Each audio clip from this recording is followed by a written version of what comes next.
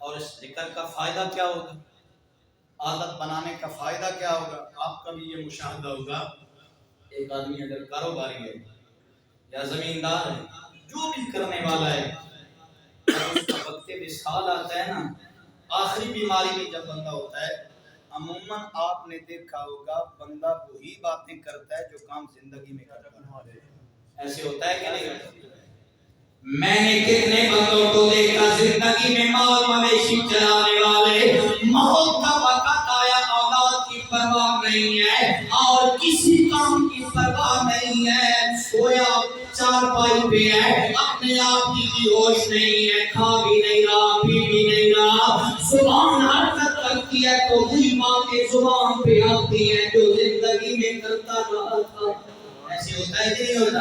آپ بولتے نہیں، آپ کا مشاہدہ ہوگا، سائنسدانوں کی تحقیق بھی یہ ہے، زندگی میں جو کام بندہ کرتا رہتا ہے، جس کام کی عادت ہو وہ کسی گوشے کونے میں ذہن میں پڑی رہتی ہیں باتیں، مرتے وقت کوئی بات یاد رہے نہ رہے، لیکن وہ ایک کونے میں چھپی باتیں جو زندگی بھر کرتا رہا، وہ بار بار اس کے دماغ کی سکرین پہ آتی ہیں، بار بار اس کے ذہن میں اور زبان پہ آتی ہیں، وہی باتیں دہراتا رہتا ہے بار بار۔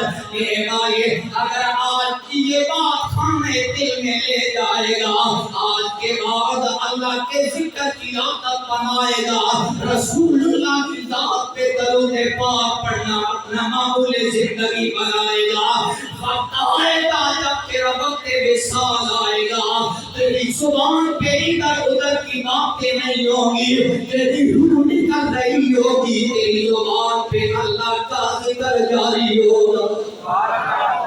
لیکن یہ کب ہوگا؟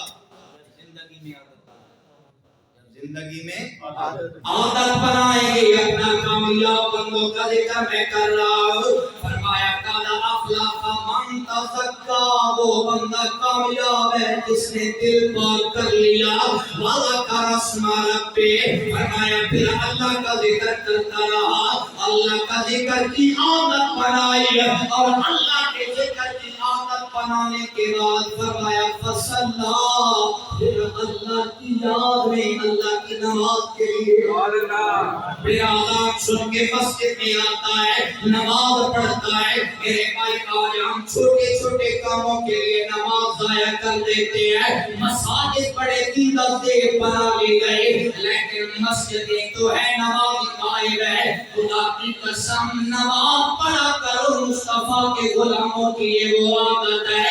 میں نے پڑھا ایک قلعے کا محاصرہ مصطفیٰ کے صحابہ نے کیا، محاصرہ لمبا ہو گیا، اور واضح بات ہے صحابہ کو اتنے پکے نمازی ہیں جن کی نمازوں کا تذکرہ میرا رب قرآن میں کرتا ہے۔ صحابہ حالت جنگ میں بھی نماز پڑھا کرتے، اور آج یہ دل بری داستان امام حسین کے حوالے سے جو سنائی جاتی ہے نا کربلا والی، اس کے اندر ایک بنیادی اور متفق علیہ جو چیز ہے وہ یہ ہے کہ میدان کربلا میں امام علی مقام نے ظہر کی نماز باجماعت ادا کی۔ سبحان اللہ۔ یہ بھی امام کا کردار کبھی دیکھا کرو، امام نے تو ثابت کر کے دیا، یہی ہے عزم شبیری، یہی ہے رمز شبیری، یہی ہے عزم شبیری، یہی ہے رمز شبیری، کہ سجدہ کے لیے سر زیر خنجر بھی جھکا دینا۔ امام علی مقام نے خنجر کے سائے میں بھی نماز ضائع نہیں کی، سجدہ کیا، رب کو راضی کیا، لہذا مسلمانوں کا معمول رہا حالت جنگ میں بھی نماز کو باجماعت میں نماز۔ میں عرض کر رہا تھا صحابہ نے قلعے کا محاصرہ کیا، وہ محاصرہ لمبا ہو گیا، جماعت کا وقت آ گیا، اور وہ قلعے والے سوچنے لگے جب نماز پڑھتے ہیں نا، ایک ان کا امام ہوتا ہے جو مصلی پہ کھڑا ہوتا ہے، باقی جماعت پیچھے کھڑی ہوتی ہے، امام رکوع میں جائے تو یہ رکوع میں جاتے ہیں، امام سجدے میں جائے تو یہ سجدے میں جاتے ہیں، یہ بالکل بے حس و بے حرکت ہوتے ہیں، گویا اس امام کے اندر ان کی جان ہوتی ہے۔ اب جب امام نماز کا وقت ہو تو ان کے امام کو تیر مارو، اس پہ قابض ہو جاؤ، جب امام کو ہم قید کر لیں گے رعایا خود بخود قابو میں۔ اس نظریے سے انہیں جب جماعت کھڑی ہونے لگی ایک مسئلہ بھی سماعت فرما لے جو بندہ مصلی پہ کھڑا ہے پیچھے اقامت کہنے والا بندہ اتنا اہل ہونا چاہیے اگر امام کے ساتھ کوئی مسئلہ بن جائے تو پچھلا بندہ مصلی پہ آ کے امامت کرا سکے. سمجھ آیا مسئلہ؟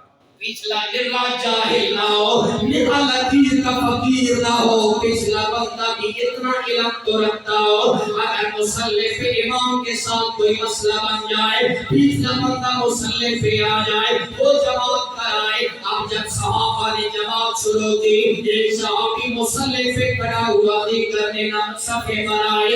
اب محاسب کے والوں نے ایک صحابی کو تیر مارا وہ مصلی پہ ڈیر ہو گیا دوسرے کو مارا وہ بھی مصلی پہ ڈیر ہو گیا تیسرا صحابی آ گیا تیسرے کو تیر مارا وہ بھی چلا گیا چوتھا مصلی پہ آیا. اب جب چوتھے کو تیر مارنے لگے قلعے کے سردار نے ہاتھ پکڑ لیا خبردار ان پہ تیر نہ چلاؤ. فرمایا کیوں نہ چلائے؟ وہ قلعے کا سردار کہنے لگا اے لوگو جو قوم موت کے دروازے پہ آ کے بھی اپنے رب کو نہیں بھولی اسے تم کبھی بھی شکست نہیں دے سکتے. سبحان اللہ. جو موت کے دروازے پہ اپنے مالک کو نہیں بھولے کب تم انہیں شکست دے سکتے ہو؟ لہٰذا میرے بھائیو آئیے تین کام کیجیے. قد افلح من تزکا اپنے من کو پاک کیجیے اپنے دل کی دنیا یاد خدا سے آباد کیجیے. کسی سے نفرت کسی سے بغض کسی کے بلا وجہ کینہ اور حسد نہ رکھا کریں.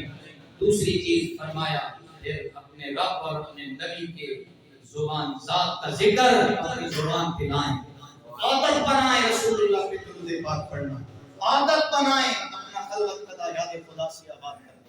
اور تیسری چیز فرمایا پھر نماز کی جانب آئیں. پھر وہ نماز تمہیں نصیب ہوگی جس طرح کے وہ مقام احسان نصیب ہو جائے گا. پہلی بات تو یہ ہے تو سجدہ کرے گا تجھے رب کا جلوہ نظر آئے گا. اگر وہ کیفیت نہ بن سکی نا تو یہ کیفیت ضرور تیرے ذہن میں ہوگی جس کی بارگاہ میں جھک رہا ہوں وہ تو مجھے دیکھ رہا ہے. اس لیے ایسی کہ ہماری عادت کیا ہے؟ وَتُؤْثِرُونَ الْحَيَاةَ الدُّنْيَا. ہم تو دنیاوی معاملات کو مقدم رکھتے ہیں باقی چیزوں کو پس پش ڈال دیتے ہیں. لیکن ایک بندہ مومن کا رویہ یہ نہیں ہے.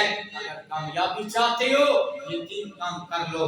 صحابہ نے یہی کام کیے تو اللہ کریم نے ان کے لیے فرمایا وَكُلًّا وَعَدَ اللَّهُ الْحُسْنَىٰ. اللہ کریم کا سارے مصطفیٰ کے غلاموں سے جنت کا وعدہ. اللہ جنت عطا فرمائے گا.